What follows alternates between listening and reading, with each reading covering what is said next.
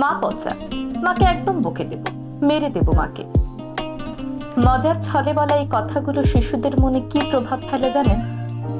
অনেকে আছেন যখন দেখেন মা তার বাচ্চাকে শাসন করছে তখন মজার ছলে বলেই ফেলেন, মা পচা, মাকে একদম বকে দেব।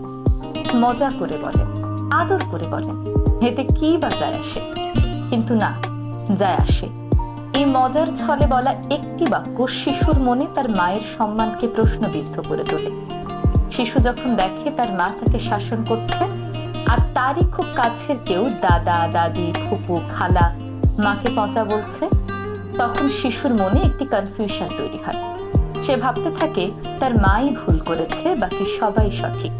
শিশুদের মনে একটি দ্বন্দ্ব সৃষ্টি হয়। তারা মুখে হয়তো কিছু বলে না, তবে এই জিনিসটি তাদের মাথায় গেঁথে থাকে। পরবর্তী সময়ে যখনই তাকে শাসন করতে যাওয়া হয় সে ভাবে সে ঠিকই আছে, মা তাকে অকারণেই শাসন করছে। তখন শিশুদের মনে নানান প্রশ্ন আসতে থাকে। মা কি আসলেই আমার ভালো চায়? যে মানুষটি আমাকে ভালোবাসেন তিনি কি সত্যিই পচা?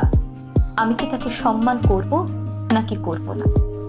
আমরা জানি মায়েরা তার সন্তানদের ভালো চান, আর শিশুরাও যেন এই মানসিকতা নিয়েই বড় হয়। তাই কোনো মা যখন তার সন্তানকে শাসন করবেন তখন তার সেই সিদ্ধান্তকে সম্মান করুন। শিশুকে বলুন, তোমার মা তোমার ভালো চায় বিধায় তোমাকে শাসন করছে। শিশুর সামনে কখনোই নেতিবাচক কথা বলবেন না। মা পচা, মাকে মেরে দেব, এই ধরনের নেতিবাচক কথাগুলো শিশুর সামনে বলা থেকে বিরত থাকুন। যদি আপনার মনে হয় মা ভুল শাসন করছে, তবুও শিশুর সামনে মাকেই সাপোর্ট করুন। প্রয়োজনে মাকে আলাদা করে ডেকে নিয়ে বোঝান, কিন্তু তার বাচ্চার সামনে কখনোই বলবেন না মা পচা, মাকে মেরে দেব। শিশুদের শিক্ষা শুধুমাত্র স্কুল কিংবা বই পুস্তকের মধ্যেই সীমাবদ্ধ নয়। আমাদের সকল আচরণ থেকেও শিশুরা কিন্তু শেখে।